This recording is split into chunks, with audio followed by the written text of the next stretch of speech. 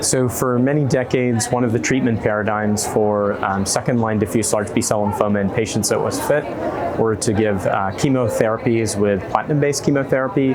We've seen over the years that unfortunately platinum-based chemotherapy only leads to the types of responses that are needed to potentially lead to curative outcomes with a transplant in only around about 30 to 40% of patients.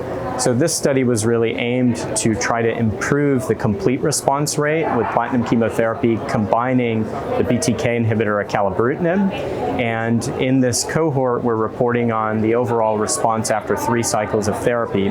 What we saw in the cohort was encouragingly 50% of the patients achieved a complete response. The study was powered to look at a difference from the historical control of 30% CR rate, and so we achieved that.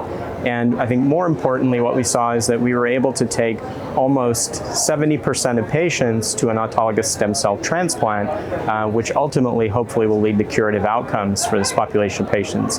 I think this study is interesting in the way that we can try to modulate the chemoimmunotherapy effect with novel agents.